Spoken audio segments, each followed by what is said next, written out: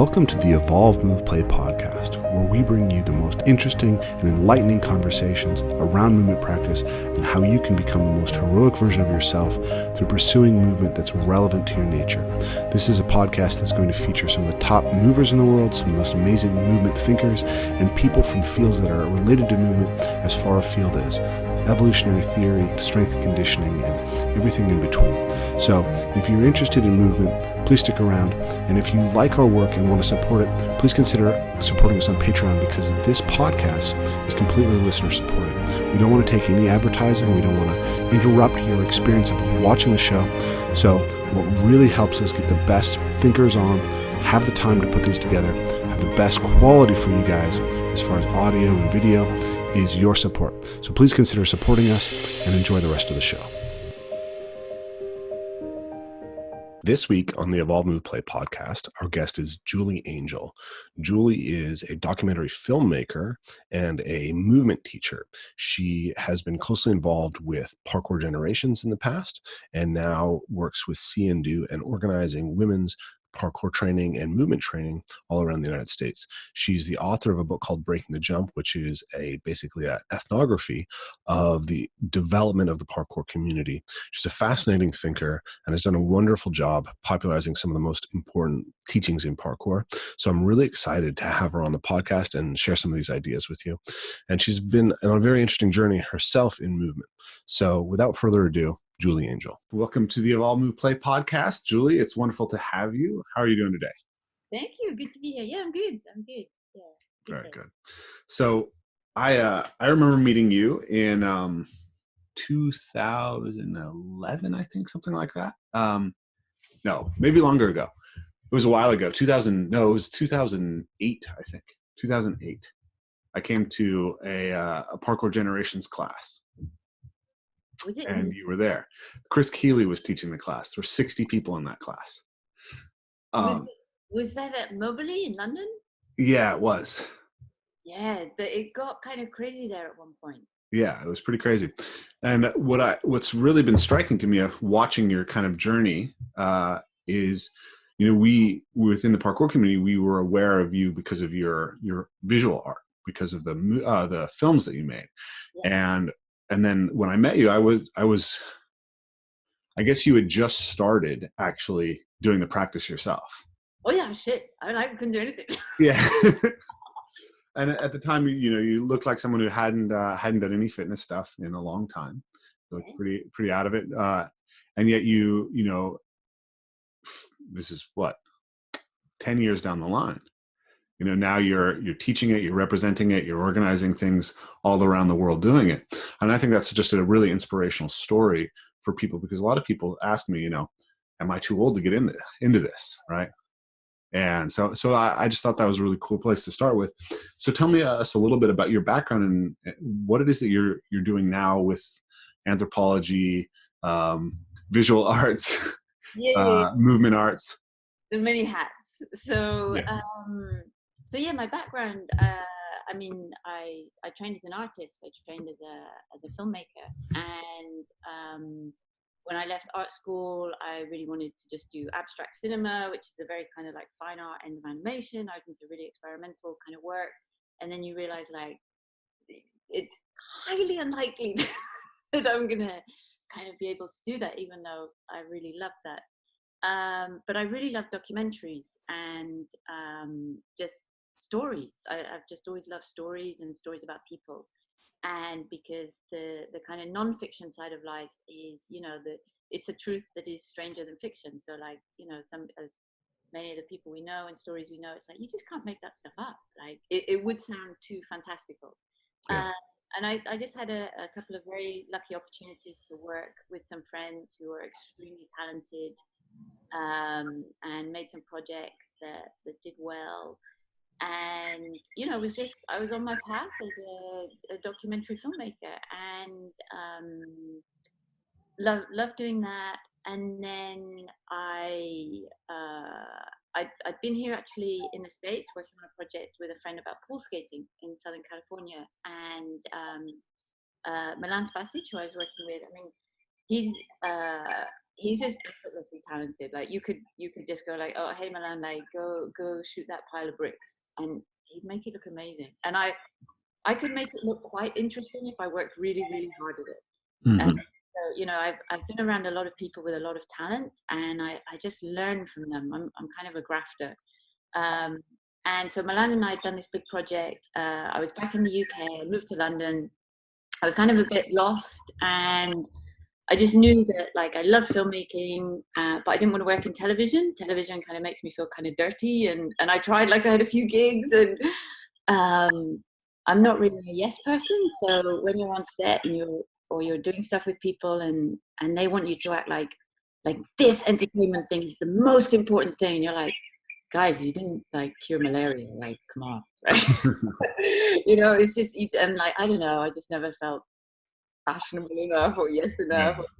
It just wasn't my world. And so I was kind of looking for film things, and I don't even know where it came from at the time, but yeah, I wanted to do some evening classes, and there's an amazing institution in London called SOAS, which is the School of Oriental and African Studies. It was the first ever anthropological kind of institution. And so it's this kind of like bedrock of intellect and history and art. And I started these evening classes there, and to this day, they are the most intellectually stimulating hours of my life.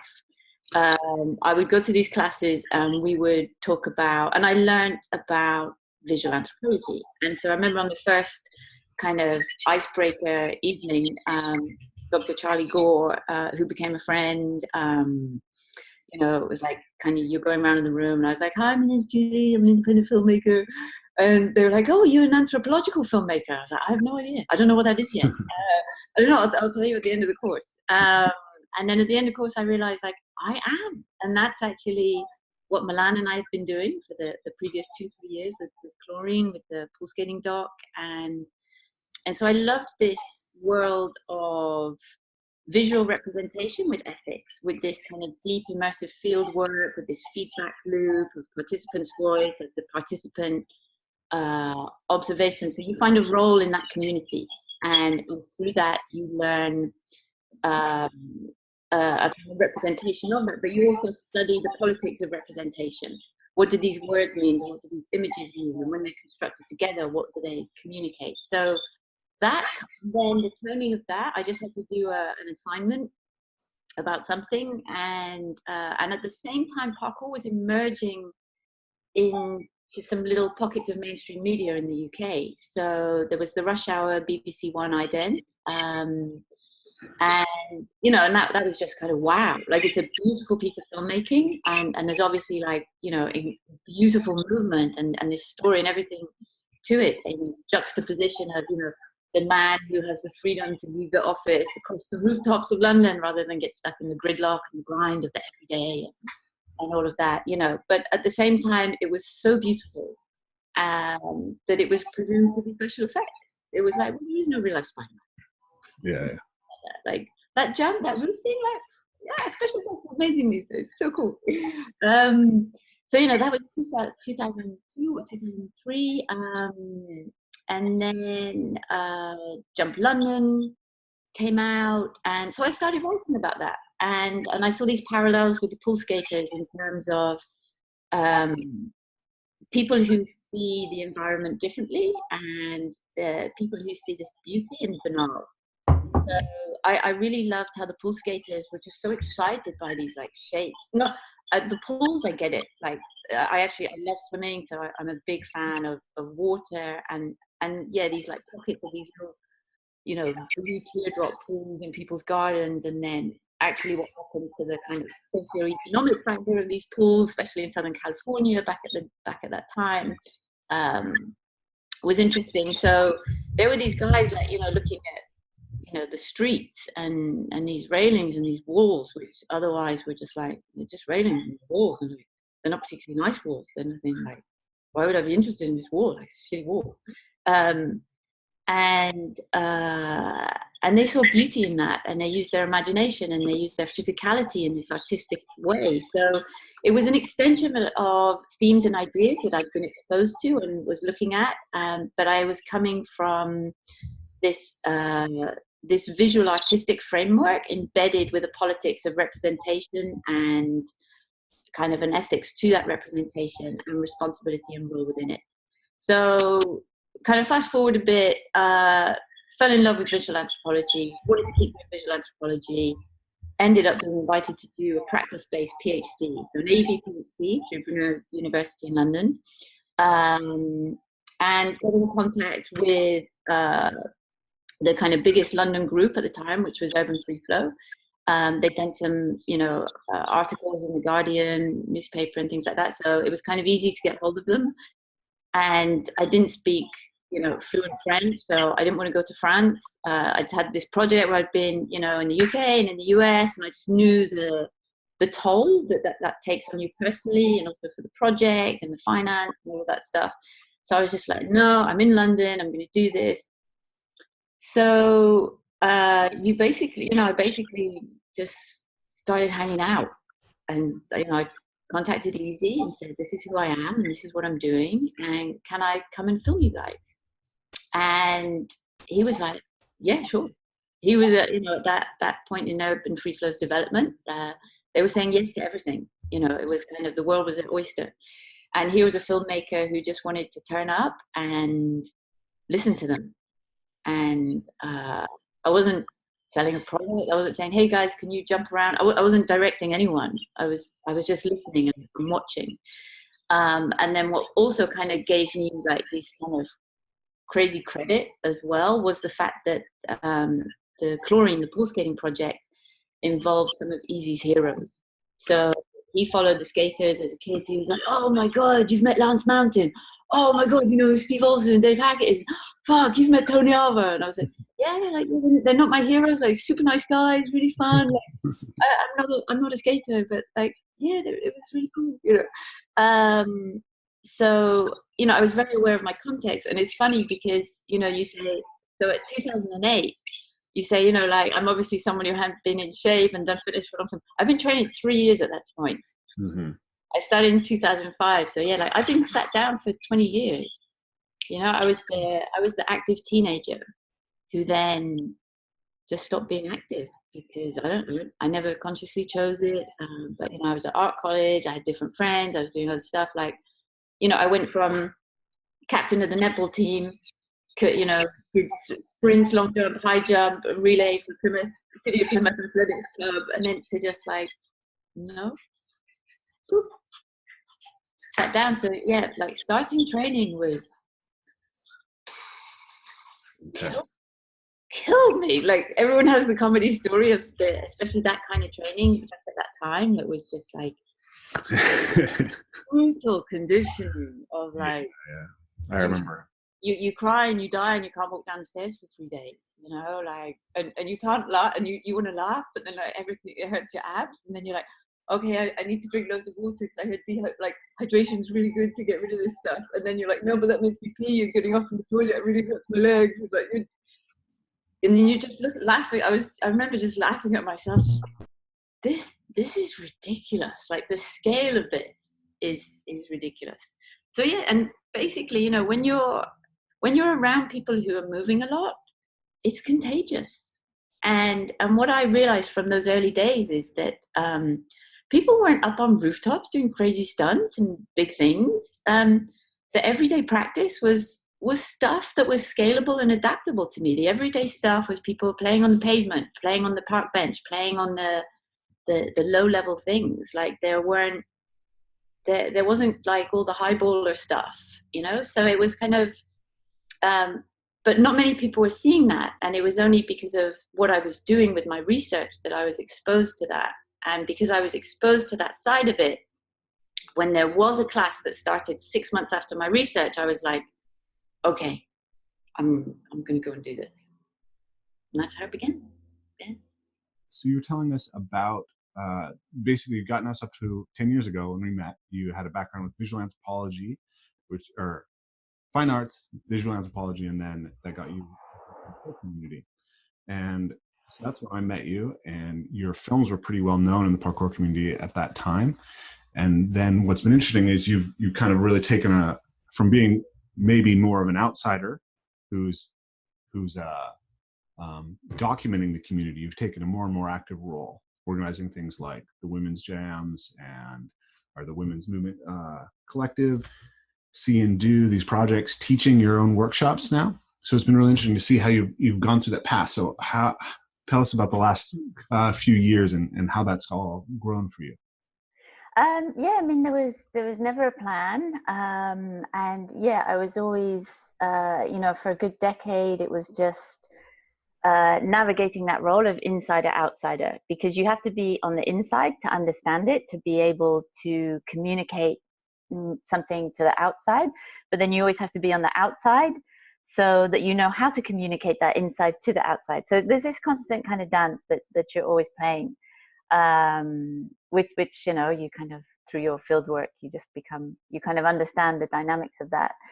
And my identity was very much tied to, like, I'm an artist, I'm a filmmaker, and then I was just around more and more movement people, and my learning has, like, the doors have opened through the camera lens, like, again and again. So different movement systems, and also it became a kind of trade system. So it'd be like, oh, I'd really love to come and do this course, but I can't afford it. And people are like, oh, I kind of need some video stuff at the moment. Could you come and do it and shoot some stuff for me? And I'd be like, yeah, sure. So I had these experiences in different systems and did that. And then, yeah, I was very much in a lot of them, there weren't many women, and there weren't many women and women and people in general who were older than a lot of the, or of my age. There were a lot of people who were 10, 20 years younger. So I'll be, 49 next week. So then people would just kind of say, like, oh, would you, help me with that, or will you share with that, or oh, I'm around after the course for a few days, like, can I train with you? And I'd just be like, yeah, sure. And I think because my journey had been, like, so slow, it had been like the baby steps. So, like, I've had, like, every mental block, scared of everything, like, I had to build up my physical game and my mental game and the emotional journey that you're on through that. So nothing came easy to me. So when it comes to helping people, like, I get it. Like, I have friends who are, like, so gifted in their kind of natural talents that I know at the beginning of their teaching journey, not where they are now, but at the beginning of their teaching journey, they'd be like, oh God, what? Like that person, like say to teach a wall run, the technique where you put the foot and you use the momentum to go up the wall or up the tree branch or the trunk or whatever. I remember, when I first started doing it, like, there wasn't one cell in my body that wanted to go and put my foot against this wall with any momentum. It was just like, that's nuts. Like, that just doesn't seem like a good idea. Like, there's not one cell in my body that wants to do that. It's like, no way, no fucking way. But to other people, like, who had been these kind of more, they had this higher kinesthetic intelligence than I had at the time. They were just like, oh yeah, you just go there and there. And I'd be like, there's no just go about any of this. Like, no, this is a big story. This is like, no. So, the person who just, like, can't do that thing, doesn't feel ready to do that thing. Like, I know I have a lot of physical empathy for people who are on a certain type of journey, who are returning to movement, perhaps. Mm-hmm. So yeah, I'm a movement returner, maybe. I've never thought about it until right now. So yeah, and then it was actually, life was just at a crossroads a couple of years ago, and I moved to San Diego, and I was saying to a good friend of mine, Mary Beth Ganjemi, and I was just like, I don't know what to do. Like, I just really don't know what to do. And she was like, teach movement. And I was like, no, I'm not a coach. And she was like, yes, you are. So you've taught my girls. Like, I've seen you at workshops and you do that. She was like, teach movement. I was like, nah. And then another friend in San Diego, I was talking to about parkour, and she was like, could I come and train with you? And I was like, yeah, you can come out anytime. She was like I have other friends who want to come and train as well. Like, would you do a class? And I was like, well, yes, like, I mean, yeah, just come train. Yeah, like, sure, just whatever. So it happened very organically. And then Keiko, a friend in Long Beach, I mean, we met 6-7 years ago at an event in Toronto. And I mean, she's 59, moves like a 20-year-old guy, like phenomenal, just phenomenal, like big dive cogs, barefoot wall runs. She's just like, so, and she was like, Julie, come and share some of your ideas. Like, I have a community. Like, you don't need to worry about anything. Just come and share some of your ideas. So, really, these three women, so Mary Beth and Jill and Keiko were the ones who kind of started me on this, like, yeah, do that. And then my friend, the other turning point was my good friend Jared Tavasolian, who's now kind of a business partner with me in Movement Snacks. He asked me to train him, and I was like, "Are you serious? Like, me train you? Are you joking?" Yeah. He's like, "This guy moves." So he was he's been moving since like in his teenage years, and he did everything from the journey of like, he was the gym guy, kind of wanted to look good, bodybuilding, and then he got more into functional, and then he was part of Ido Portal's like inner circle, and he was doing all this stuff, and like he knows all these different systems, and I'm like, why do you want me to teach you? Like, I love you and you're my friend, like, yeah, let's hang out, but you want me to coach you? And he was just like, yeah, Julie, it's like, you can do stuff that I can't do, and that doesn't make sense to me. And I was like, okay, yeah, sure, let's play. So because we came from completely different ends of the spectrum of, I'm all like free and improvise and play and outside and and he's kind of like had to go through this paradigm shift of like, but can you really get strong doing that? I'm like, fuck yeah, you seen Kiko? You seen that? You seen, like, yeah. And he's like, wow. And like, so adding these elements of, the mind games and the emotion of it, and like, no, there's no sets and reps. And sometimes you got to go out and just spend a couple of hours doing one thing, and to know what your relationship is with that one thing. It's not so yeah, those people, without them, I wouldn't be, so it was other people having kind of faith in me or just asking me to do stuff, and just going, yeah, okay, like, all right. And then you get to a point where you're like, okay, yeah, I'm a movement coach. And so yeah, I had the same dilemma about writing a book. I'm like, I don't write, I'm not an author. You can kind of like, you can put yourself in a box more than anyone else can. So, and then you just got to let it go. But yeah, do you know what? Yeah, I'm an artist, I'm an author, I'm a movement coach. Like, yeah, I'm a dog walker, and I'm a chef, and I'm a gardener, so yeah, there was no plan. And again, I'm aware of my context. I'm aware that there's the power of physical empathy, the power of that, this feeling of, like them and us, and we can have that divide through anything. So like with my early days parkour coaches, as lovely as they were, my own kind of excuses would run, and dialogue would run, like someone like Chris or Blaine, Blaine, like nicest guy in the world, like Blaine for all his like humility and kindness and gentleness, and he'd be like, okay, Julie, just try and do this and do this, and he would break it down to these like, very achievable steps.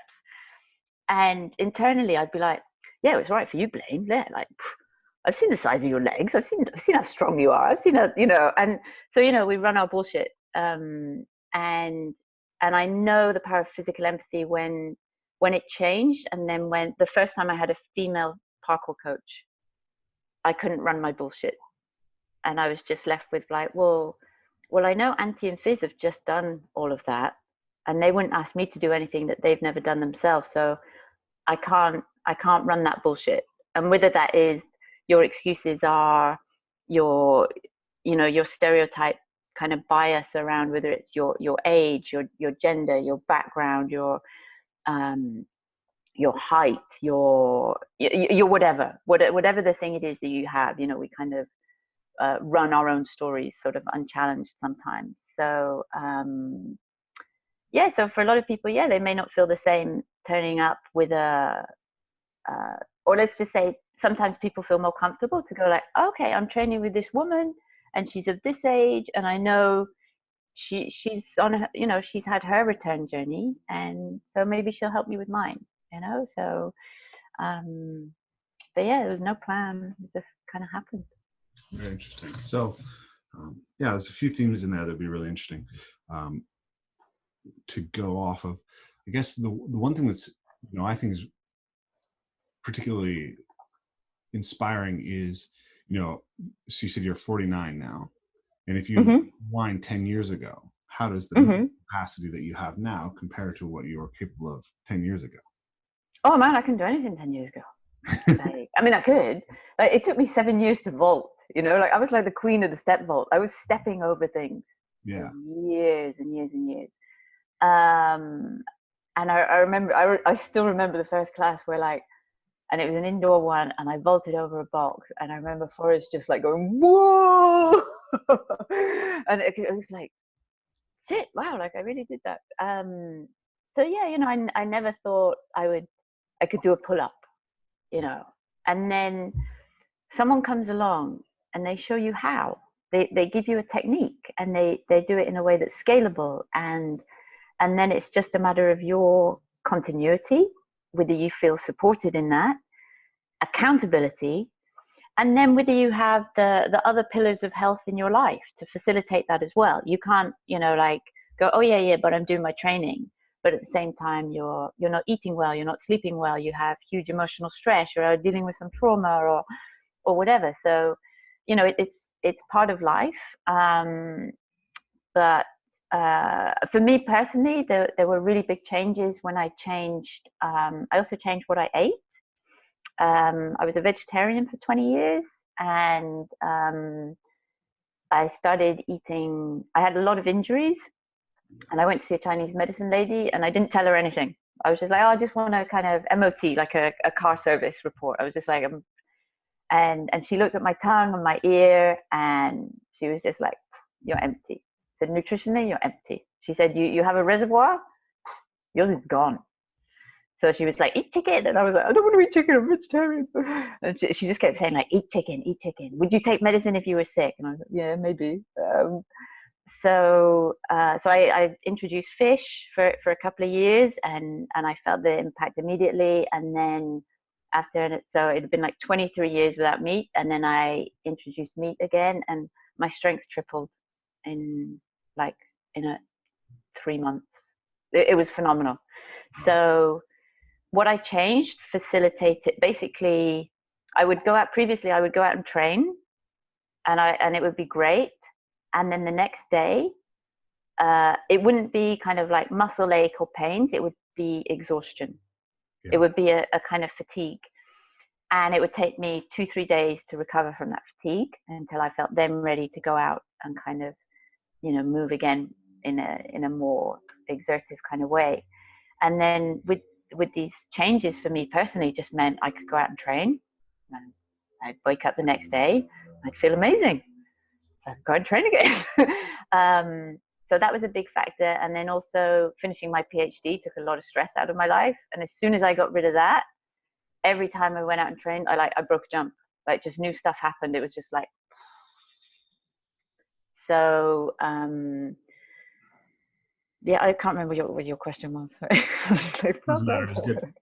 So yeah, those are two actually is interesting. That's come up a lot recently. The impact of recovery on these things. I know my own personal practice. I sometimes push myself really hard, and I get that exhaustion. I just came back from 3 weeks on the road in Europe, and I really performed at a higher level than probably I've ever performed for a more period of time.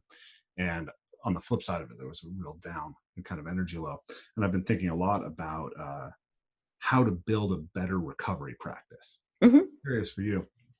I'd like to know kind of what your movement practice looks like right now. Like, what's the day-to-day look like? What are the elements that you're bringing in? But also maybe what your recovery practice looks like. How do you take care of your body so that you can continue to wake up and feel good and want to train tomorrow? I mean, the one of the main things for me is like, I'm training for life now. Like, after this kind of, age 35 return to movement kind of joy. Like I'm not training for anything other than being better at life. Like I'm not training to shoot a video, to enter a competition, to do whatever. I'm just training to like have a really good life. And I know from my experiences that because it's part of life, it has to fit in with it. So like, you know, if I'm on a like if I'm in my kind of creative industries world and I'm on a shoot, I know like for like, I know 5 days, couple of weeks, something like that.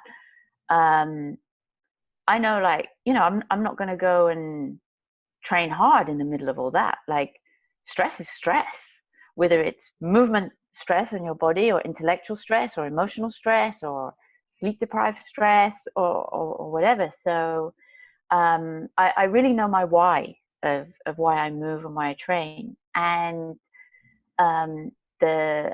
for me, and I mean, I'm preaching to the converted definitely with you. I know, like for me, like the magic happens outside. Like it's indisputable. And so I know that to feel good, I need to move outside. And I know that when I do that on a daily basis, and like moving outside, like beyond walking the dog, but there's some days where you like, that's all I've got, and that's really cool. If I spend like in total 2 hours walking with Pax, my dog, like it's good. It's fine. So I'm always open to learning new stuff. So I think, you know, always just go and play and find things you love. So I mean, right now I'm really lucky. I have a friend nearby, and he's doing kind of just like outdoor movement stuff, and we love training together. So like this morning before this call, he was doing an animal flow class, and I knew like I knew I was only going to be there for 25 minutes, and I was like, I'm coming, because I know like if I come outside and I'm barefoot on the grass just doing this for 25 minutes, I'm gonna be in a better mood to do this interview. Like, it's just a beautiful start to the day. And I mean, I get up, I put clothes on, and I go outside with my dog for half an hour. And like for this morning, it was at 5:10. It was still dark, but like the sky was beautiful, the air's cool. It's, you know, and I see different things in nature at 5, 6 in the morning that I do at other times of the day. So I start up and outside immediately. And then I kind of work for a few hours, and then to like 7 or 8. And then, yeah, a group of us, we meet and we go to the park, and we do like some animal flow stuff, some original strength reset stuff, some MoveNat style stuff. Then we go in the ocean. I'm really lucky where I live right now. I mean, the water's getting cooler, but like still great. It's still great. So yeah, the class always ends with like a couple of us just going, oh, okay, now we go and jump in the ocean. Okay. And so sometimes that's a swim. Sometimes I surf. So sometimes we take our boards and then we'll surf. And then some days I go to a climbing gym nearby. It's a really, really cool facility. But I really notice the difference if I get up and my morning training session is the climbing gym versus outside. Like, I love the climbing. I go there and I lift as well. I'm trying to get back into lifting. I was lifting a lot kind of 2 years ago, and probably like 4 or 5 times a week. And then when I moved to San Diego, I would go to the gym and I would set up the barbell, and I'd just be like, oh, fuck it. And like I just set it up, and then fuck it, like just put it away and drive to this. There's a beautiful calisthenics park which overlooks the water, and I was like, even if I just go and stand on a rail for 20 minutes, like that feels amazing. And so I cut my lifting back down to like once or twice a week, and all my PBs went up, all my numbers went up. So, you know, there's an overtraining thing, but I was just really looking to feel good and have a lot of joy. So I do that. And then at the weekends, at the moment I'm running quite a lot of parkour workshops. So with doing a workshop, sometimes you move a lot and sometimes you don't. So sometimes I'll do a workshop or a class, and then I'll train for an hour afterwards. So it's just mixing stuff up. It's just a mix, and just if I feel tired the next day, I'll just walk swim, do the kind of the original strength stuff. The nervous system resets are they've kind of been a gift. They're really cool, and that was through again Mary Beth Ganjemi. She did the original strength certs, and then Danny, who's one of the co-owners, she runs the Women's Movement Collaborative. So Jared is a coach as well. So yeah, I've just kind of learned from them, and I incorporate that, and it's just this like going back to simplicity. This idea of like, well, things don't have to be really complicated. They don't, like, you know, it's like, well, something as simple as just being like, what, really, like you're just kind of on your knees and you're just rocking and doing stuff like that. It makes you feel good. And it's like, yeah, like do that for 5 minutes, you'll feel amazing. So and you know, I sleep a lot. If I'm tired, I nap during the day. I'll set the alarm 30 minutes. If I sleep, great. If I don't, great, it's fine.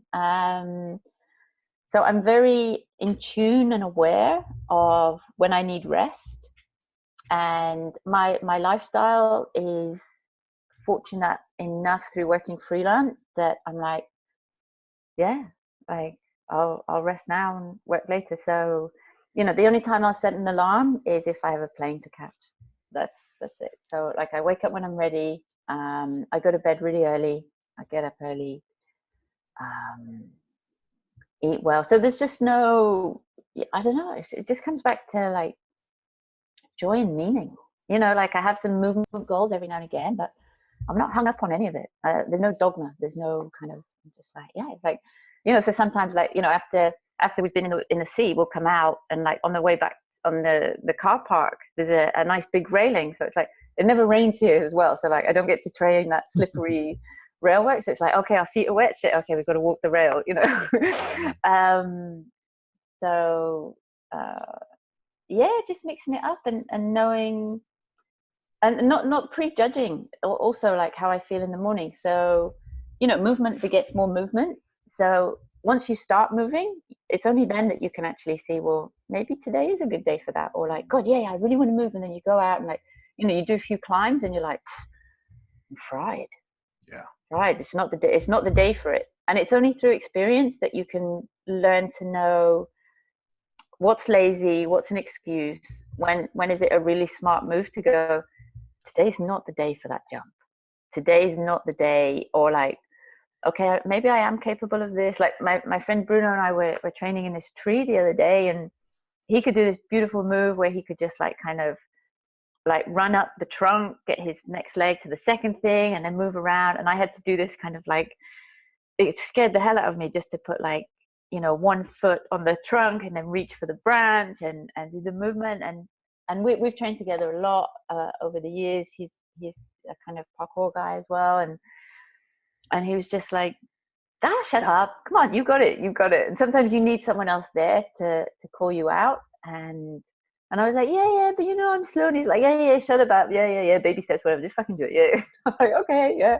So, you know, you need to be honest with yourself. But I mean, sleep. Most people just don't sleep enough. Yeah, well, I've got. It's when you get strong, you know, and you know, people have kids. You know, they're like, I'd love to sleep. Yeah, I'd love to sleep. But there's life. You know, life goes on. So it's about finding the relationship of where movement sits within your life, and then are you making smart decisions for longevity based around that? Yeah. So I wanted to go back to this. You said you have a really clear why for your practice. And this is one of the fundamental things. I think it's the thing that probably distinguishes people who are able to maintain a practice long-term more than anything else is getting really clear on their why. And I think when you're not aligned with that, that's when you're in danger of burnout, in danger of injury, in danger of a lot of these things. So could you unpack that a little bit more? Like what is it that really you feel like you're gaining out of these practices that makes you come back to them? So for me, I don't have a sporting ego, so that makes it a lot easier. And I've seen other people struggle with that because, and I think this still goes back to like my primary identities as an artist. If someone said like you can only be creative up to this certain age, be like, shit, that would just be like a huge dilemma. Yeah. So for me, like when I move, it's that beautiful like flow state of here and now. So it's the things I do in the way I move require me to be in the present moment, and the ability to engage with that on a regular basis connects me to my unconscious mind, like a deeper sense of self. And I find that the most rewarding experience. So I was talking to a friend the other day, and I was saying, like parkour is the physical output of the expression of your subconscious mind. So there's nowhere to hide in it. Only you can do the move or whatever, and whatever the cognitive kind of chatter is. The deeper emotions and the deeper sense of movement is what plays out when you're in a practice that requires you to be in the here and now. So, some days the here and now is just playful. It's just joy. And other times it's like, my knees are physically shaking, I'm scared. and other times it's like, shit, I've climbed this high. I need to find a solution. But right now I'm so scared I can't make decisions. So, and it's knowing like, okay, well, just keep going. So I do two things happen when I move. I get to see who I am, and I get to learn who I am and improve on who I am.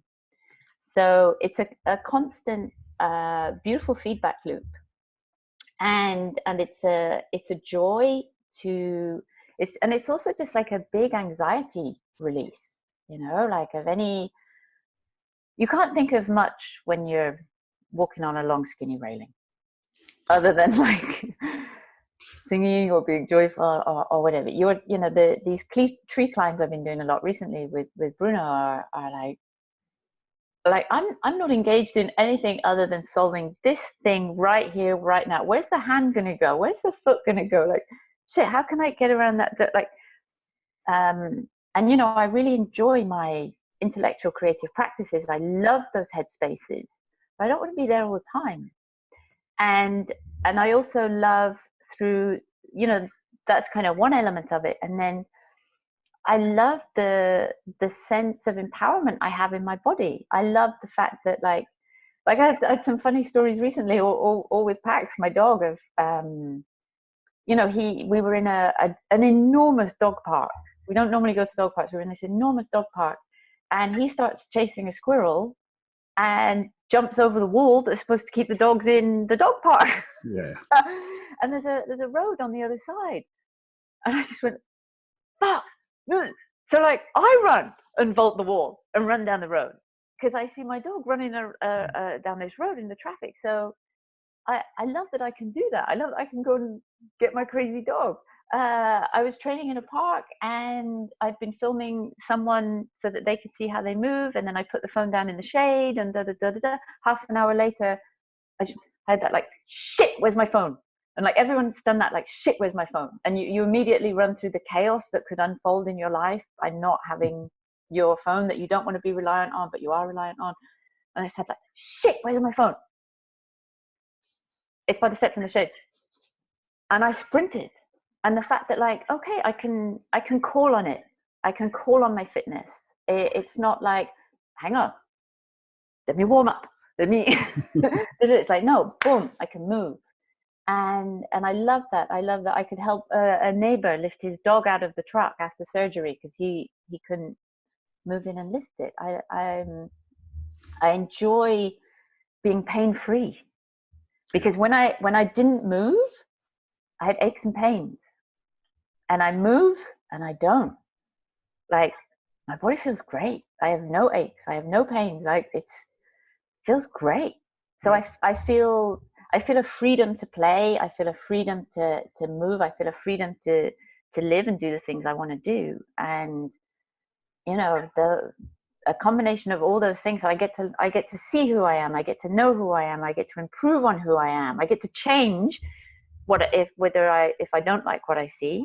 Yeah. And I get to be able to do stuff I want to do, and feel energized and happy and pain-free. Like, that's 7 really simplistic whys, and like that's not even going into the deeper stuff. So like, you know, so I'm not, why would I want that to stop? Mm-hmm. And I don't buy the aging deterioration story. I just don't buy it. That's cool. Just don't buy it. Well, you're a good example of things going in the opposite direction, which is really, I think, inspiring for people. But yeah, what you said is very aligned with how I tend to think about it. I tend to think of movement practice as a laboratory for character. Right? Sure. Yeah. A place where you go and you get to look in deep at yourself. Yeah. And see what's really there. And it's a place where you get punished for lying to yourself really quickly. Oh, you'll lose. you'll just, it's just not going to go well. But some people are also not ready for that journey. And I've seen it when I've done kind of like workshops as part of other events as well. It's like, Williams Bell always said this. He always said, like, you know, everyone can do parkour, but parkour is not for everyone. Sure. And you know, that can be applied across, you know, many movement practices. Is when there is this element of, it opens up areas of self-reflection for you. Because not everyone wants to. It's not in alignment. They're out of rapport and they're out of alignment with their own sense of self.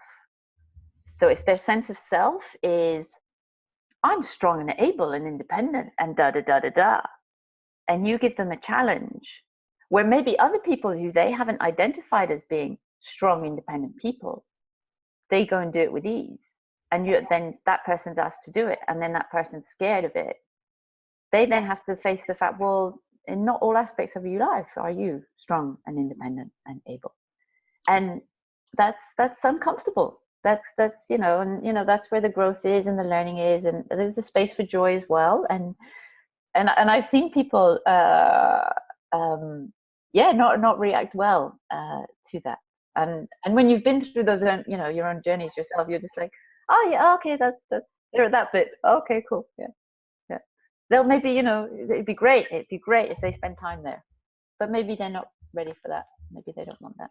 Yeah, I think I might sort of shift that, what he said, what William said. It's not so much that it's not for everybody, it's not everybody's ready for it where they are. Yeah. There can be other pathways. Yeah. And some people, I think, are also stuck in it, right? I think that the movement practice is is probably the most powerful way to kind of look deeply at your character. But I think any practice in which you can develop a lot of local competence can become a place of comfort that allows you to not pay attention to all the places where you're actually weak. And you can just say, well, yeah, I'm scared to talk to girls. I can't deal with confrontation in my job, but man, I can jump really far. And so I'm just going to go do that. So what? Yeah. So what? Then you're just a prisoner to your ego of the practice. Yeah. And I've seen that many, many times. So people say like, oh yeah, that person, yeah, but they must be really brave. And I'm like, that's bullshit. That's not brave. Like, show me someone who's dealing with a parent with Alzheimer's. They're brave. That's brave. Like, so again, it goes back to, where do you position this within your life? And if the lessons only stay in the movement practice, then that's the space for growth. If the lessons are impacted into life, that's the potential for growth there. Yeah. So the kind of movement prison ego is, and I understand it, I get it, but it's a shame for that person. Having been kind of embedded in a lot of communities like this, do you have any advice for people on how to avoid that? Stay humble. Stay humble. Yeah. Don't take yourself so seriously. Stay humble. It seems to me that one of the things that really helps is really being clear about what the aim of the practice is. This, in your book, Breaking the Jump, there's a description of Williams Bell. I think he was like 11 years old. And he broke a big jump. And for him, he's 9. At the beginning, yeah. And for him, it was a really powerful and meaningful thing. And he took another kid there. Yeah. And he broke the jump, and he could see that the jump didn't actually mean anything. Yeah, it was just like, so what? And so I think, Williams extracted the idea that it was the meaning that mattered, not the jump. Yes. Yeah. That's the key realization, is that if you're not extracting the lessons and applying them more broadly, then the practice isn't serving you the way that it could. Yeah, I mean, there's value in all of it, and it's just, so, for Williams, there were more layers. There was like, okay, there was the physicality of the jump. Like, is it good that this kid went out and achieved something he didn't think he'd be able to do? Awesome. Was it good that he was outside? Yes. Was it good that he was moving? Yes. Same applies for his friend. Was there still value to that experience? Yes. Williams just then extrapolated that and then applied that as a metaphor for like, wow, well, if I was scared of that one thing and I was able to overcome it, then I can overcome other things in my life that I'm scared of, because I know that that's what worked in this scenario, and et cetera, et cetera. So it's not that there's just different levels of value. So for someone who just goes out and they do a class and they kind of just jump around and they have fun, like, there's value to that. There's also value, there's more potential than that. And I think that's the thing. And on different days, like, not everyone wants to go deep. Not everyone wants to deep dive into like, this kind of emotional transformation. But then, and also, different things will speak to different people at different times. But there's always, with movement, there's always value. And whether that value is like, someone walked around the block today. Because I think as teachers, we never know that person's story, like, we never know, like, well, actually, what's going on in their life.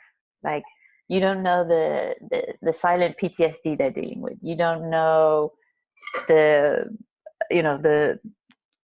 phone call they just received. You don't know the thing that, the medicine they need that day from their movement. Maybe is actually just to turn up and be with 6 other people standing outside. So, in the same way, you can never, like, you say at the beginning of a class, like, oh, okay, so, has anyone got any injuries? Is there anything I can, I need to know about? And can you, share, and we can make it scalable or whatever. Like, I always say to people as well, like, please take responsibility for yourself.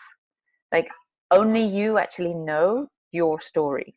You know your health story. You're the only one in your body. I can see some shapes and I can see some expression. And I have a thing as well of like, I really don't like when people train in sunglasses because I can never see their eyes. I'm like, I have no idea what's going on with you. Like, yeah. I can't see your eyes. I have no idea what's going on. That's a great point. As a teacher, you need I need to see it. You need empathy. Empathy is one of your primary powers as a teacher. Maybe your first necessity as a teacher is the development of empathy. Sure. Closing off one of their primary emotional signals. Like, are you smiling? Are you crying? Are you glaring? Are you terrified? Like, show me something, So what was I saying? I don't know. But yeah, just there's value. There's always value, and there's always more potential, and it's not always what everyone needs every day. But I think I've had a kind of deep journey, and you're a great researcher, and your own personal journey and that of others and systems, and so like, we know, we're kind of like, oh yeah, but you could, but sometimes as well, we just got to go like, whenever you're ready, I'm here, and I can help you with that, but that's for other people sometimes as well. Mm-hmm. Yeah, sometimes it's about opening a question for someone and letting them consider if the answer is actually important to them. Yeah, definitely. Oh, I mean, that's happened to me many times, like with the one time with I don't know if you ever trained with or know of Thomas Quiddick. Yeah. So Thomas is a very, very dear friend of mine, and he just said one thing to me once at the end of a training session, and it put me into a completely existential crisis for 2 weeks. Like, messed with my mind. And afterwards, when I told him, he was like, "Oh, I don't really remember saying that. Oh, that's funny." I was like, oh. And it was at the end of a parkour class, and it had been like a big, maybe it wasn't a big physical conditioning one, but I felt it. And I know I was like PhD writing at the time, and yeah, it was like the end of the session, and there were all these push-ups, and maybe it was Blaine who was like running the class, and he was doing this like, okay, we're just going to do 3, but they were like super slow-mo, like and at one point I remember just like lying on the floor, and my like puffy red face, like my head was in my hands like this, and I was like, ugh. And Thomas just squatted down in front of me, all like bright-eyed, fresh face, like da-da-da.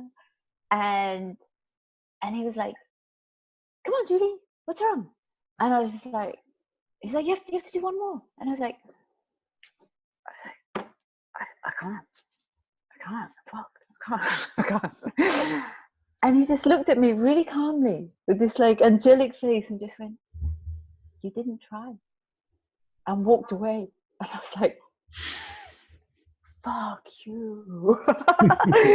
But then it got in my head, and because at the time I was like, fuck you, like felt pissed. I was like, you don't know how tired I am, you don't know how much I tried, you don't know how much like my own little rant. And then I remember cycling home thinking, have I ever really tried? At that time when I cycle up the hill on the way home, and I see the traffic light turning to red, and I kind of want it to be on red because then I get a bit of a pause and I catch my breath before the last bit. And yeah, maybe I've never really tried, like bringing in all the shopping in one go. Did I really try yesterday instead of doing 2 things? Every single physical act in my life over the next few weeks, I had Thomas in my head going, you didn't try. And then me answering, it made me ask the question, have I ever really tried? Have I ever really pushed to a point where I go, yeah, I was being brave. Yeah, I was and it was amazing. It was amazing. And yeah, at the time, like, Thomas didn't really recall the thing, and now we kind of joke about it all the time. It's like, oh yeah, do you remember that thing I said? I'm like, yes, because it was 2 weeks of just questioning every physical act I'd done and the layers of effort I'd put into it. And I think I was just ready for that. Like, he didn't say that with any malice. He didn't say it, we're great friends, and like, we kind of take the piss a lot, and so there was nothing mean, there was nothing like, like I've said way worse.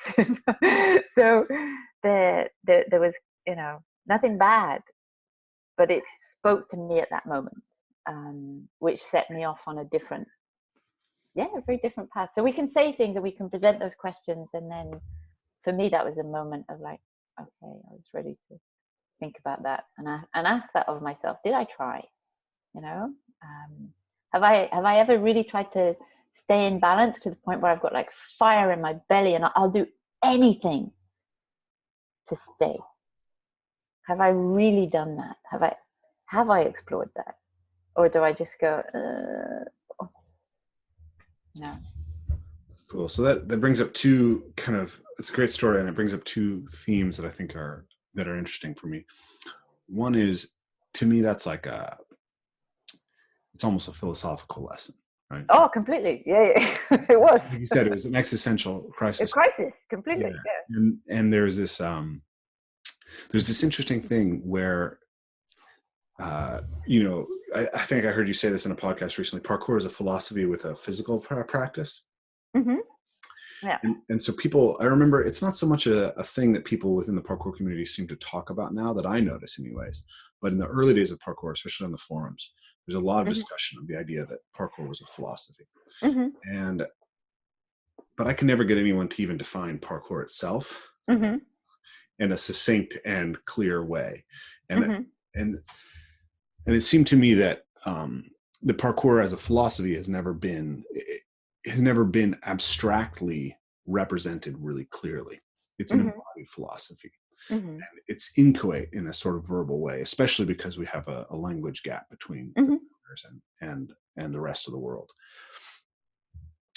But so my first question is, what is your view of parkour philosophy? But then the other question that was embedded in that story you told was, there's something about the physicality that's necessary to the philosophy. And Mm-hmm. it would have been very difficult for someone to have created the same question in you without the physical output. And this is where I think there's a necessity for the marriage of physical practice and sort of self-cultivation practice.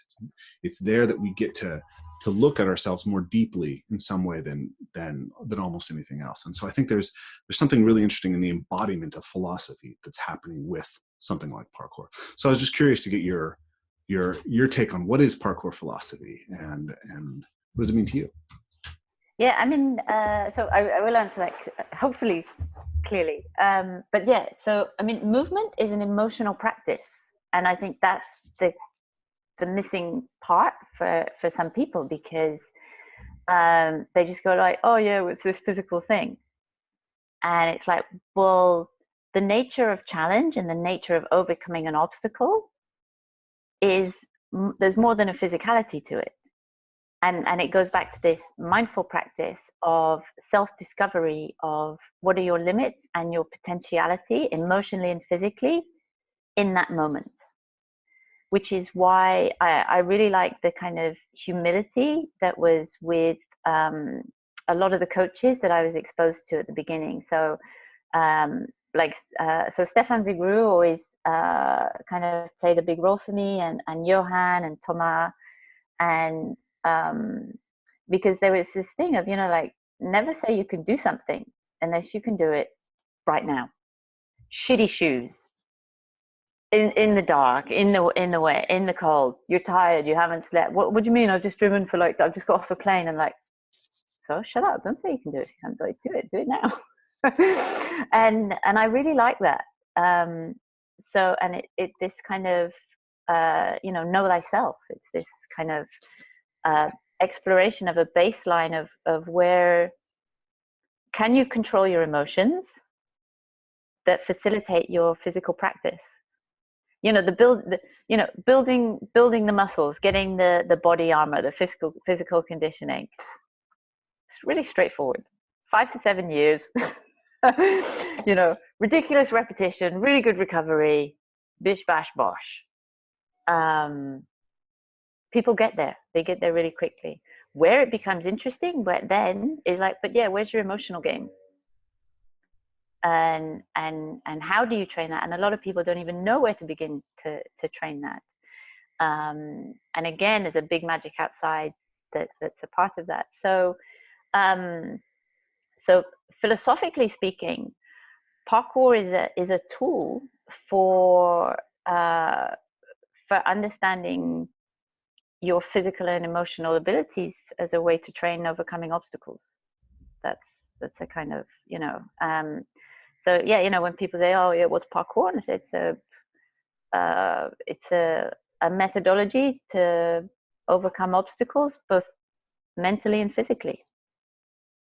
And it can be playful, it can be fun, it can be, but it's really and the thing is, like, yeah, there's a physical practice to it, and everyone thinks like, okay, well, you have to go, like there was a comment recently in one of the parkour groups about, like, and I can't remember, it was something like low level parkour or low impact parkour versus parkour, and I was just like, there's just parkour.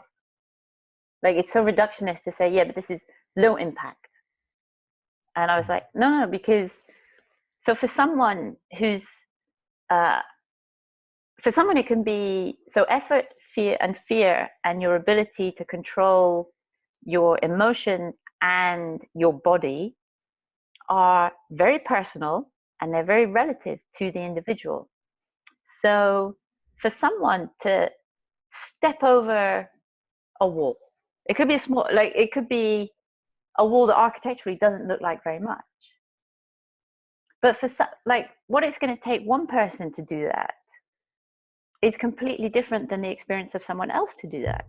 So how dare someone else define that as like, well, that's a different practice. It's like, well, no, because that person has their own story, and for them to overcome that obstacle may be huge. You just don't know their story. We just presume, like, okay, but if you can, I mean, I think, you know, like the most boring question in the world in parkour is like, how big's your jump? It's like, just like that. There's just no interest there whatsoever in that. And that's why I've been very lucky with all the filming I've done to be exposed to these really like beautiful elite movers, you know, and like I love it. It's beautiful and it's wondrous, and it's reframed a reference of what's possible for the human mind and body to do, and it's mind and body, because you don't play those high games and those big games without a mental game, you know, as well. So, you know, I see someone like Bobby Gordon-Smith in London, who's just like his kinesthetic intelligence is just off the radar, you know. So for me, like Williams Bell, someone like, and Bobby are probably the most creative, beautiful movers I've ever witnessed. Like, on ground, you know, they're just you know, phenomenal. But then, you know, there's always someone else is coming, and then they're adding their flavor and they're adding their mix or whatever, and like, but who's the bravest parkour person? Who's the person I've seen move with the most soul, and like give like every time? Katie Stanford in London, who no one knows of unless she writes amazing, very entertaining blogs, and anyone who's trained with Katie is just blown away by like the spirit with which this person handles everything. Is just like, man, like give me a drop of what Katie has. Wow, the things I'd achieve in my life, you know. So Georges Hébert said, I believe, I don't know the quote precisely, but something along the lines of, you shouldn't measure someone's practice by the height of what they achieve, but by the gap between where they begin and where they end. Exactly. Yeah, I'm a true supporter of that. So, you know, it's about effort, and that's personal, and that's relative, and that's individual, and you know, so that's, you're not handing out medals. You're just you know, do you bring heart? Do you bring kindness? Do you bring what do you bring to yourself, and what do you bring to others? And that's what I really, and for me, that really links into inclusivity of like, who feels welcome here, who's invited to play, who's invited to this group. Because I was the person who was at the back.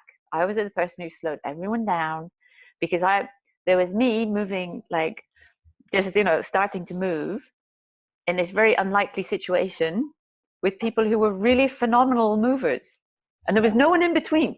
There was me and really amazing movers. Yeah. And the generosity that those people showed me, of they were just like, yeah, Julie, if you want to come and train. And I was like, really? And I mean, I would obviously never do anything that they were doing, but they would like someone like Yao Gogoli in London, like he was always just like, Julie, you can come train with me anytime. And that was amazing, you know, because I'd be like, what, like someone, you know, like me, someone who moves like me can go and train with someone like you. You'd just be like, yeah, don't be stupid, you know. And he would always then like set challenges for me, or, you know, because at the beginning it's very difficult for you to believe in the sense of your own possibility, so you don't always see the things, and then other people need to like set you those challenges, and especially if you don't have that confidence in the beginning of your movement journey of going like, I mean, like Johan Vigru was a really amazing one for that. So because he hated training indoors, which made him the best indoor training coach. So because everything that he set up indoors didn't have any reference to how anyone else did anything indoors, and because he just knew outdoors. Yeah. So, and he would set up these stations and he would like, go, okay, we're going to do this, and you're going to go from there to there and there to there to there. And I'd stand at the beginning just like going like, nope, nope, nope. Wait, like fucking ridiculous. Nope, no, maybe that bit there. No? And then, an hour and a half later, it's like, wow, like still like, no. And they're like, yeah, I did that bit, and I did that whole bit there and that whole bit there. So it takes a lot of repetition of having that experience to know, don't prejudge what you think you're capable of. Mm-hmm. So I can go to somewhere, and if someone says like, oh, how about that for you, this da, or someone else does it, and I'd be like, shit, I would have never even looked at that. And then I know like, well, I don't know, just start. And it's that thing of go, just start. And then, because you never know, like an hour and a half later or 10 minutes later, you may have just done things that you would never have believed possible. And once you do that within a movement practice, you have the emotional and the physical embodiment of that. That's when you apply that to other elements of your life. So yeah, that's the crossover for me. Yeah, it's a philosophy embodied, and maybe the key here. You said earlier that movement is an emotional experience, mm-hmm. But you could also say that emotion is a movement experience. Yeah. But it's a duality. It's a dance, and I think lots of people are always trying to be like, oh yeah, but the mind this and the body that, and I'm like, it's a dance. The body mind. Yeah. So there's just to kind of hammer in this point, because I think it's really interesting. There's a research that came out recently that said, so traditionally we believe that people primarily process negative emotion in the mm-hmm. right hemisphere, which is associated with the left half of the body, and positive mm-hmm. emotion in the left hemisphere associated with the right half of the body. Mm-hmm. Turns out that's only true in right-handed people. It's reversed in left-handers. Uh-huh. And it's mixed in ambidextrous people. Great. So what it looks like is the way that your body, or the way that your brain processes emotion, is coded off of the way that you use your body. Because mm-hmm. we use our non-dominant hand to move things away that we don't want, mm-hmm. dominant hand to get things that we want. Mm-hmm. So like the very basis of our emotions is an embodied experience. Mm-hmm. So yeah, I think that's an interesting thing for people to think about. If you want to, that these tools can be really powerful in integrating these different systems. Oh yeah, for sure. Yeah. And it's funny, you mentioned Bobby, because I got to train with Bobby for the first time ever when I was in London. And what do you think?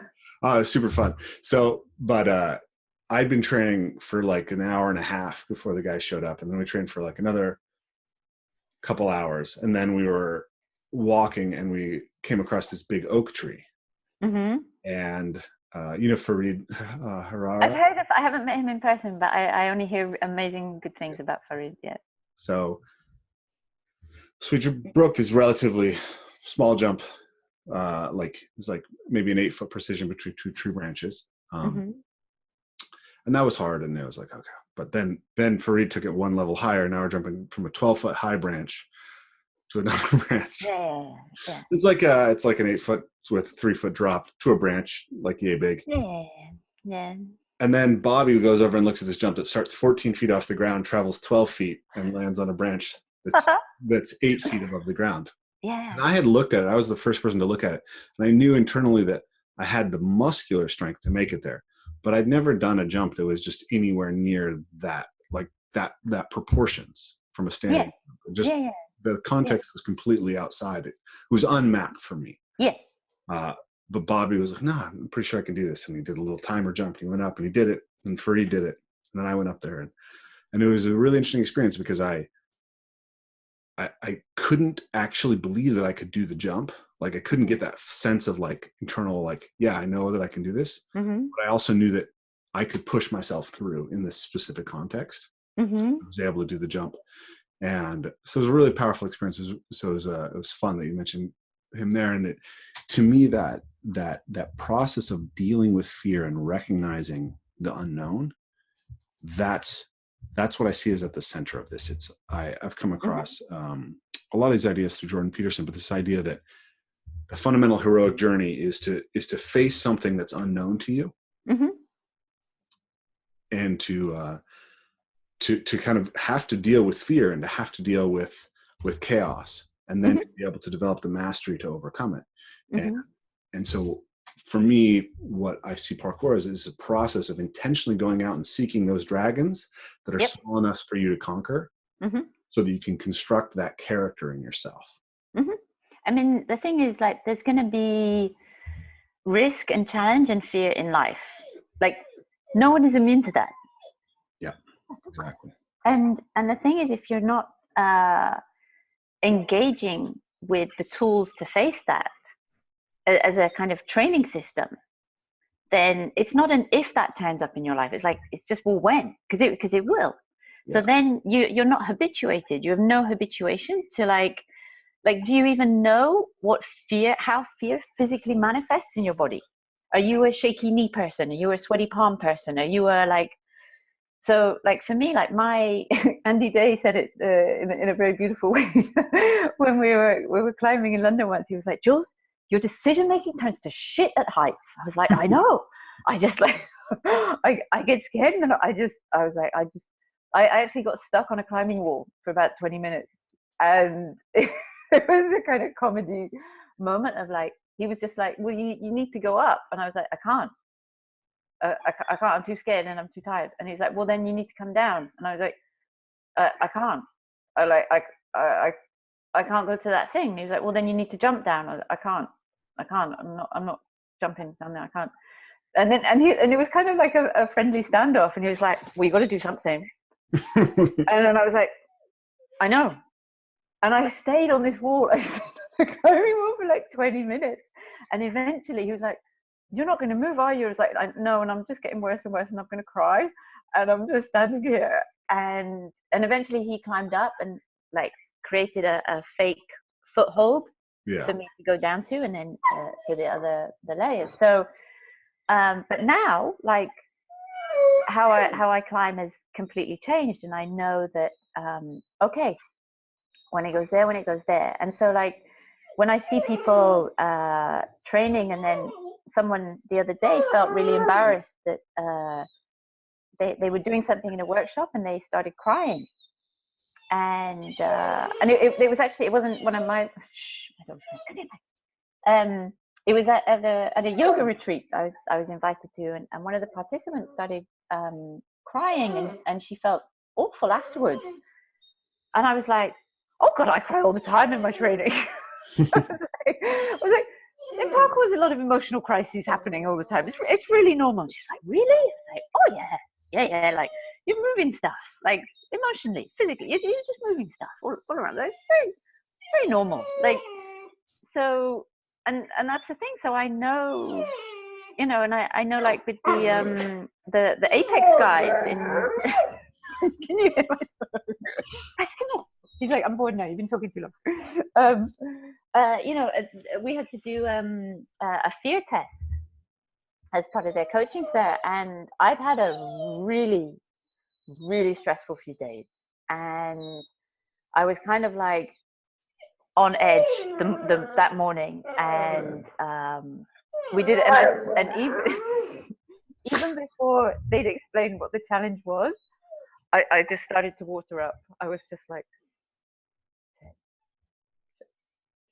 and the whole point of the thing was, again, like, do you know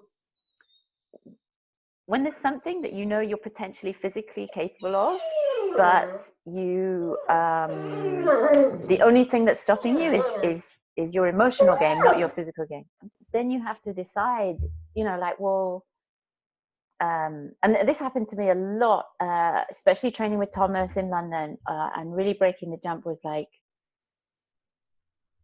do I want to carry on being the person that's scared to do this when I know I'm capable of it? Yeah. And I get to the point where, like, I'm just bored of this version of me. I want a different, I don't want to be the person who goes home and goes like, shit, I know I could have done it and I didn't do it, and now I have to go back again and start again and do this and do that, and now, like, I know that yeah, like I know, like I was in France at the Dame de Lac a couple of years ago with my friend Auntie, and like she can climb to the top, like, it's fine. I get like this far up and my knees are physically banging against the concrete. And I was like, Auntie, you need to come down. You need to come and help me. I'm really scared now. And she's just like, okay. And then there's other things where we've been together and she's breaking a jump and doing something and she's scared. So like, I respect that emotional journey. And it's are you familiar with that range that you go through, whether it's the like, I can do it, no I can't do it, I'm bored, it's this roller coaster of like, I'm bored, no I can't, no, okay, let me just come back to it, okay, no, this, okay, this, and then you have your little routines and your rituals that you try and do, but ultimately for me it comes down to this was another Johann Vigru thing, was that he would just go like, okay, 3, 2, 1, fuck that shit, and you move. Because at some point when you have the physicality, when you recognize that it's the emotional boundary that is holding you back, only you can flick the switch. And you have to decide whether, okay, this is a good decision, this is the day I want to make that commitment, this is the day I'm gonna change, this is the day I'm gonna do those things. And it happens at a very subconscious, very fast level. So it's not, voiced out or anything like that. It's these very embodied emotions. So, I know sometimes, and having for me this little ritual, so I borrowed it from Johann. So if I know like, okay, I'm training something, then I want to do it. And then I'll be like, okay, I can stand here all day. But I've decided I want to do it. Yeah. I know that I can do it. So now we're just looking at when. Okay, and then you go back. I know I want it. Do I want to do it? Yes. Am I capable of doing it? Yes. Okay. Do I really want to do it? Yes. Yeah, I want to do it. Okay. And like you play the loop for a while, and then for me, a lot of breath work has really helped as well now. So really, kind of understanding the power of diaphragmatic breath and switching into parasympathetic and all of that kind of stuff. And then it's just like, okay, 3, 2, 1, fuck that shit, move. So yeah, it is. It's but like, yeah, if you're not training and seeking out challenge, life's gonna bite you on the ass. It's just gonna like, yeah. When not if. Touched a couple other thinkers that I really like. Rory Miller is a self-defense teacher who I really admire, and he has this saying, you don't get to choose the bad things that happen in your life. Mm-hmm. Yeah. Just how you deal with them. there's going to be tragedy. There's going to be difficulty. There's going to be obstacles. That's the nature of life. Yeah. And then the other concept that comes up here for me is Nassim Taleb's concept of anti-fragility. Right. Mm-hmm. Yeah. When you're exposed to risk, to stressors, this becomes anti-fragile. Yeah. When you intentionally buffer yourselves from those things, you atrophy. Yeah. It's like you only get to choose one or the other. Physical practices in some ways are the most concrete way to look at that. Yeah. I mean, this habituation of resilience is something that we can all embrace. I mean, like the water is getting colder now, but every time after training, if Rodrigo says like, hey, do you want to go jump in the ocean? I'm like, yes. Because I know afterwards we'll feel amazing. I know like going in sometimes right now is like, but yeah, I mean, habituation to resilience, and there's always a step you can take. That's the thing. It's not like, and people think like, oh God, but then people think big, and if you want big change, you need to think really small. So I'm you can habituate yourself to so much. We're kind of like cockroaches. We're way more resilient if you have the exposure. I think. So you have to expose yourself, but then it's about the dosage, right? That's exactly. Yeah. And I'm the slow long road. Yeah. Yeah. I mean, I really like the David Bell quote, which is parkour is a long-term discipline. Mm-hmm. So like, can you which is why, like, how big is your jump is just like, it's got nothing to do with anything. Kind of, side of stuff. Can you ever stop learning how to overcome an obstacle? No. Like, what? So you run out of obstacles?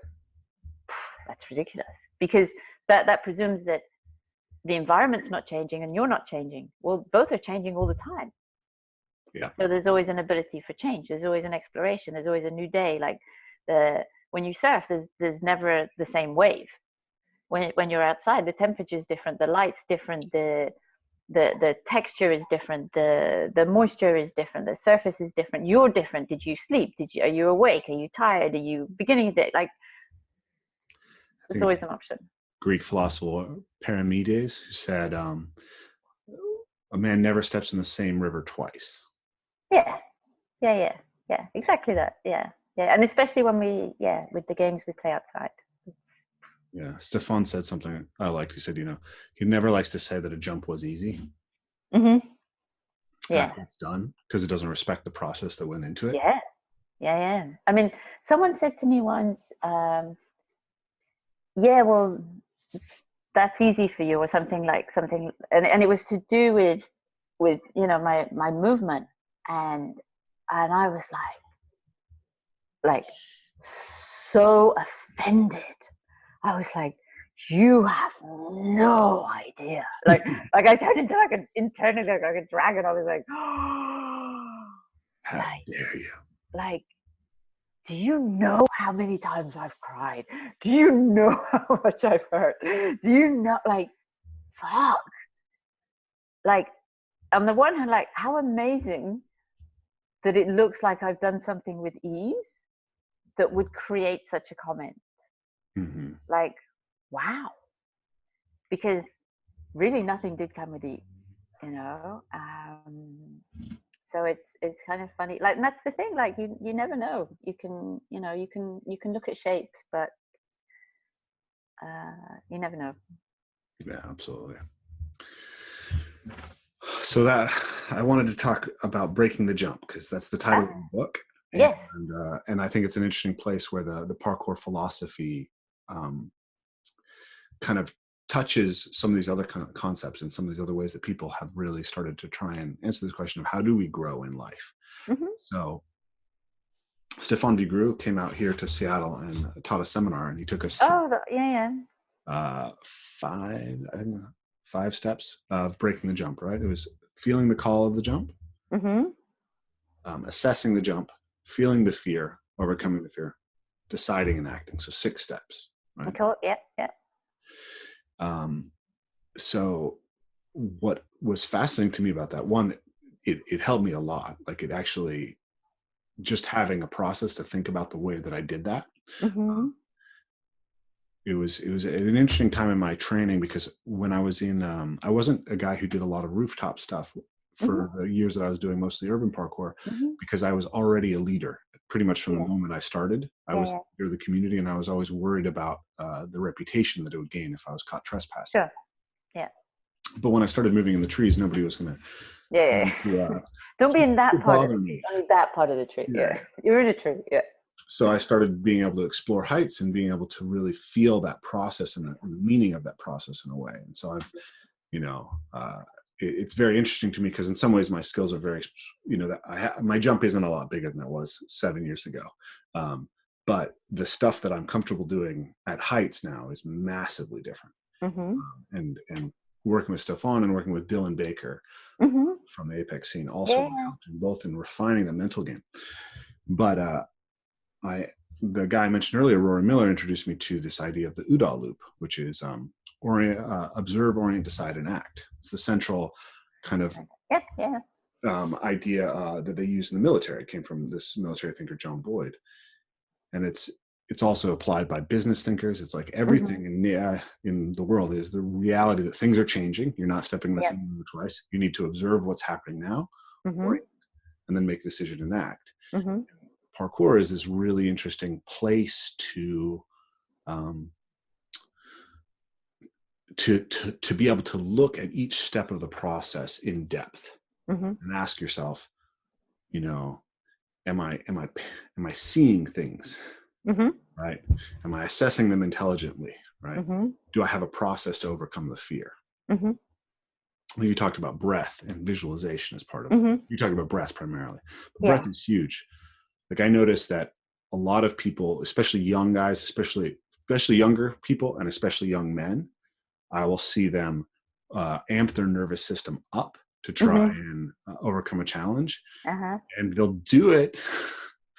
And they don't always get injured, but it always looks janky, right? When you see the guy, I can do this. Come on, man. And all his friends are shouting at him. It's like, Okay. know that when he jumps, it's horrible.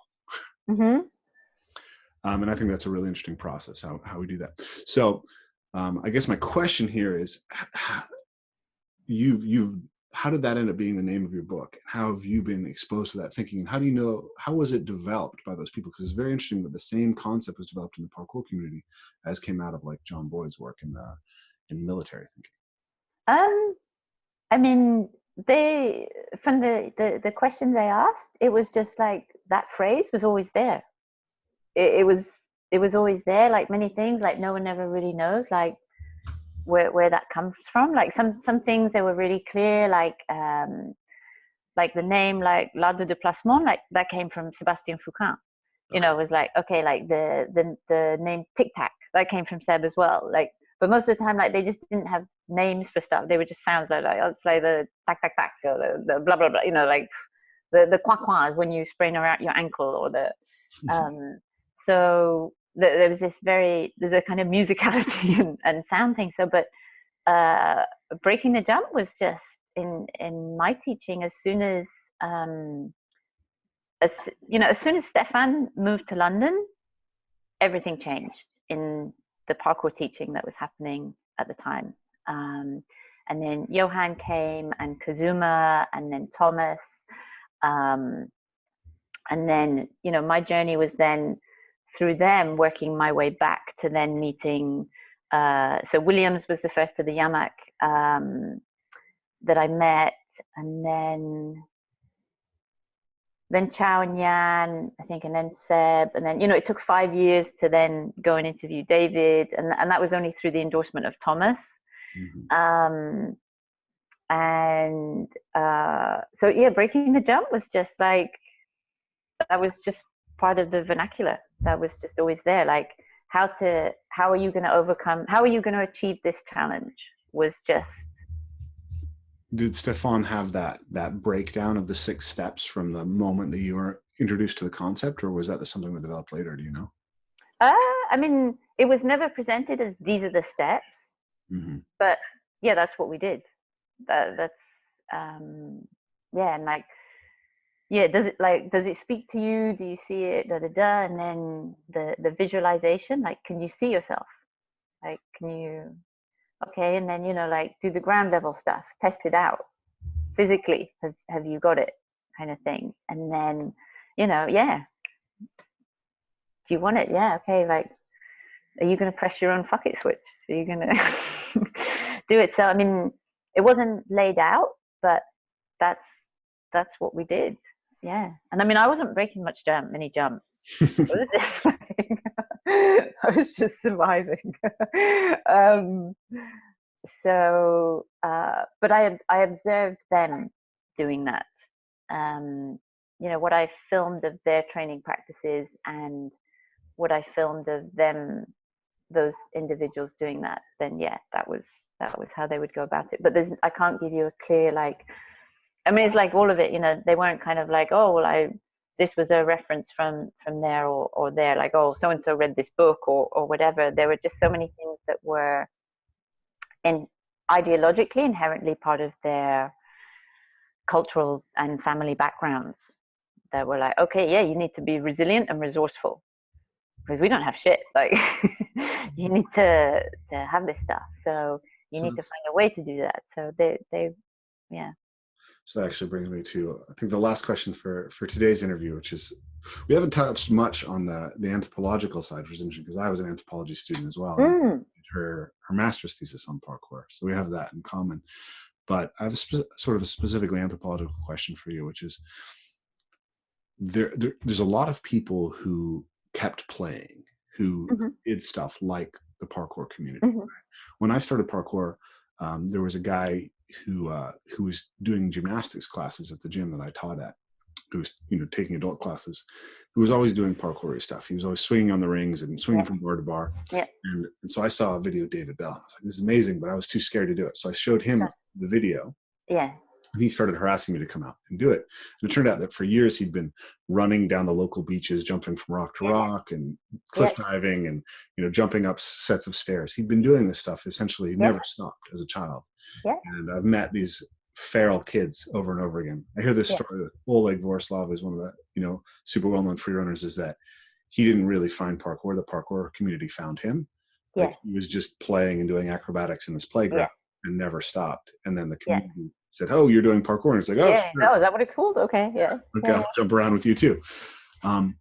So what do you think it was about this group of kids from France that they put a structure to this thing that was popping up here and here and here and here, but never taking off? That was able to make it a revolution throughout the world? Because they weren't alone. It wasn't a single outlier. It was, and this is the thing where, so parkour is an individual practice, but they experienced it collectively. So, and also I think the level at which they were taking it was normalized by the fact that there were like 9, 10, 11 of them doing it. It wasn't like, oh, well, that's just the crazy kid who does that jumping around stuff. It was like they had their own kind of little culture and world that they lived in, which was of exploring their limits. And my kind of conclusions of why they were doing that, of even though the answer was always like to be strong, and like, okay, let's unpack this word a little bit. What is strong? And so then you look at like, okay, there's this mental game, there's the emotional control game. Okay, physically, like, okay, you guys have got body armor, like, and still now, like 25 years later, like, there's no knee problems, there's no back problems, there's no, and this is guys who are doing like, 500 drop jumps a day, kind of like crazy number training, crazy kind of resistance training. And so the answer at the end of it was identity. So it's just, when you're moving, like what's that guy doing up on the rooftop going across there? On one level, he's like going, well, yeah, he's seeing if he can jump across there, but he's seeing who he is. He's finding out who he is. So it's all an identity kind of search. So, but the idea of like, why this group from France, as opposed to like this one guy in Russia or this one guy there or one guy there, was, it's a very unique recipe of the cultural, cross-cultural influences, everything from, Jan's family, the Bell family, Charles's family, like this idea of what suffering is very relative. So, we're both living in North America, and I think it's pretty safe to say our lifestyles are full of comfort and convenience for the two of us. So whereas for Charles, like his mother had walked across Congo and her siblings had been murdered. So as a parent, the reference of what is suffering is very different than what your son's reference would be to an idea of suffering for something you've experienced. So therefore, when you have these other references that are set at more extremes, then everything else can become more extreme. What is your limit? What's the worst thing that's going to happen to you? Well, you do that thing and you break your leg, well, and then you're going to be taken to hospital. Okay, so what are you so scared of? What's the big deal? Well, you're not going to die in the middle of the jungle. What's wrong with you? Yeah, okay, stop your whinging. So there's a relative extreme, but this collective experience of it was more than one, and they all fed into that. So you had this range of physical and emotional influences. You had the perfection of gymnastics. You had the conflict and fight from wrestling and just like from Yan. It's like, if I create conflict with you, you'll show me who you are. Yeah. That's Yan, like, boom, I'm going to piss you off. I'm going to push your buttons. How you react, I'll see who you are. I see who you are. Like, oh, now you're my brother. Cool, we're family. You know, so you have those personality traits. You have influences from athletics. You have influences from basketball. You have influence from martial arts. You have then this kind of resilience and resourcefulness and creativity. And so, you know, people have always run and jumped and climbed and done, you know, crazy solo stuff like body centric, and they've been creative or whatever. But and there's nothing new in that, but it was this recipe mixed with these cultural cross-cultural formations and influences, mixed in with this architectural folly, which is kind of, you know, written about with Every and the urban planning, but then also mixed in with the nature of the equine forest in Sarcelles. So, you know, everyone, you know, we saw parkour in the urban landscape because it has more implicit political meanings. And in terms of the power relations of what it means to not follow the route, like this architecture has been built, so you go down here and you go down here and you go down here. But then this person's gone, no, I want to go there, there, there. No one moans at you in nature if you do that. Like, okay, well, you've gone off trail. Like, woo, like it's not so big a deal, you know. Yeah. Like, what do you mean you decided to take that line and step over that log? It's not such a big story, because the power relations are at play in the same ways that they are in the urban. So, and, you know, at the beginning of you know, the initial Yamakasi group, when they did the display against the military firefighters, they were then seen as like, there was then something that could give a relative comparison for mainstream eyes. So when the first public showing of the physical skills, I mean, every time I say physical skills, I am meaning like mind-body skills, because that, for me, that's just like implicit and inherent of, if you can do this great thing, you've gone through some mind games and emotional games to be able to do that. You know, so the elite military firefighters were the pinnacle in the eyes of the, you know, young Parisians of fitness, control, and functionality and ability. And then this unknown group of guys dressed in black and white as ninjas with masks came in and owned them. Mm-hmm. That opened the door. So it was made relative. It was like, okay, these guys are the best. This is the best of the best of the best. No, they're not. Okay, well, let's look at what's happening with this. So those other outliers, they were, from what I know, you know, people like Oleg, you know, they're on their own, or the guy at your gym, or you know, someone like Daniela Baca, or, you know, they're like, well, yeah, they've just been like running around these walls since forever. But the fact that you have this group, it's like the storytelling, you know, they stayed up all night and they talked about their training. It's not like some random kid who's just doing his own thing. So I believe it was the collective. That's why I always refer to it, because they, you know, they were a group of friends. So I'm not sure how familiar the audience is with the history of this group. You know? So I feel like, since it's you and I talking, you know that I know a lot of the context, but to just give people a little bit of background, you know, Parkour was started by a group of kids from the suburbs of Evry and Lys in Paris. And Sarcelles. In Sarcelles. Yeah, in Sarcelles. I guess early 1990s, late 1980s. Yeah. They were all, you know, they were in their early teens when they started training together, I think. And the story at the beginning of Breaking the Jump, Jan was 17 and Dave was 15. Was that correct? There's only, I think, depending time of year, there's like 1 year between them. Yeah, something like that.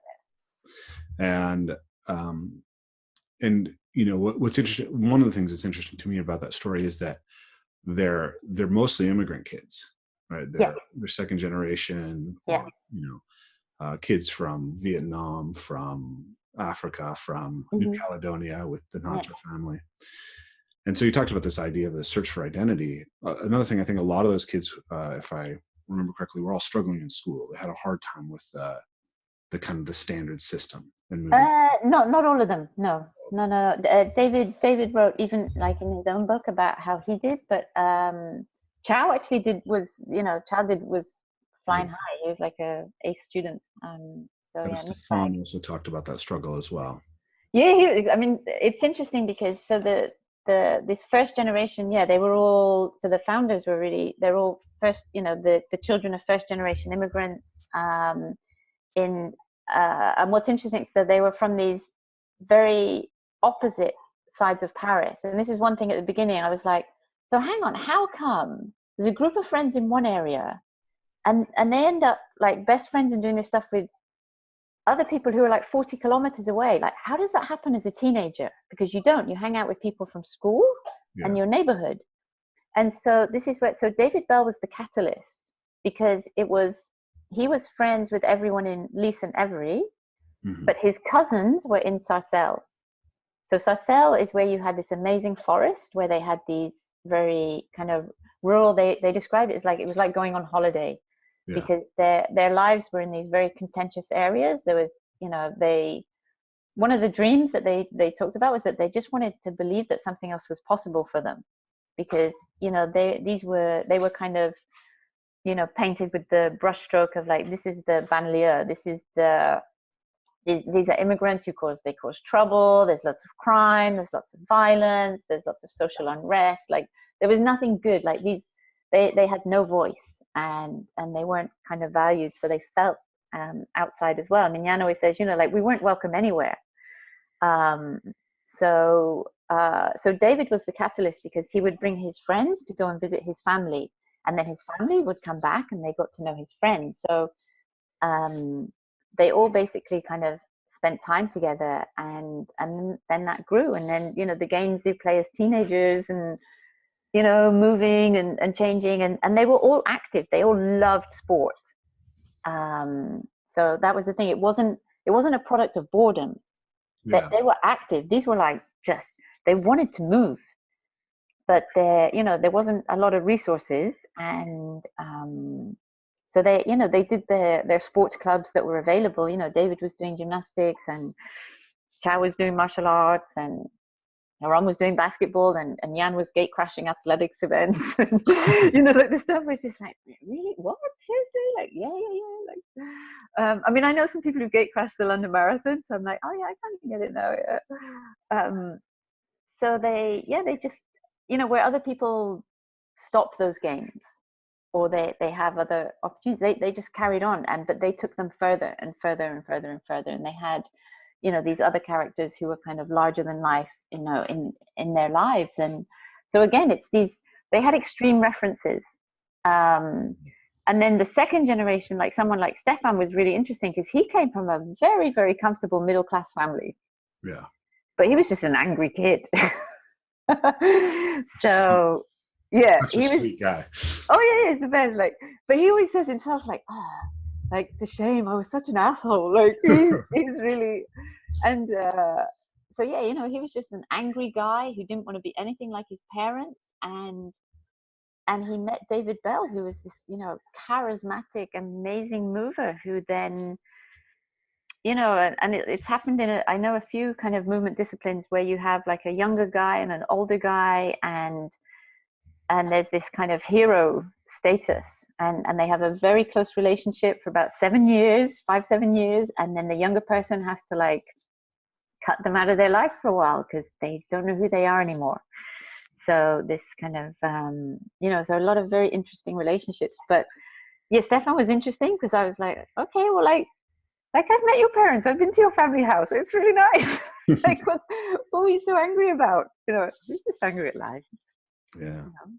So yeah, he wasn't. But then Johan, his younger brother, same house, amazing at school. Johan wasn't angry, but he went out and fell in love with parkour as well. Yeah, interesting. And they're close. Yeah, it's always fun. Like, so many stories in this. Cool. Well, we've been chatting for quite a while now. We're good. Well, definitely, I feel like there's more stuff that'd be interesting to talk about and getting deeper into the philosophy and the anthropology and all these things. So perhaps we can do it again. But Yeah. for now, I'd like to be respectful of your time, and then we can stop there. But thank you very much, Julie. No, pleasure. Thank you. And if people are interested in your work and coming to see what you do and train with you, where should they find you? So I run a website called See and Do, and the URL is csee-do.com, or you can always go to julieangel.com, and you'll find links to it there. But yeah, find me on Facebook, say hi, send me a message, and go like, what the hell are you talking about? Or yeah, so thank you for your time. Awesome. Thank you very much, and talk to you again. Bye. Thank you for listening to the Evolve, Move, Play podcast. If you enjoyed this episode, please like, share, and subscribe, and leave a review on iTunes if you can. Finally, as we mentioned before the show, this is a listener-supported podcast, and if you want to be able to have us have the most regular content, have the best guests on, and give you guys the best quality of audio and video, please consider supporting us on Patreon. Thank you very much, and I look forward to sharing more with you guys soon.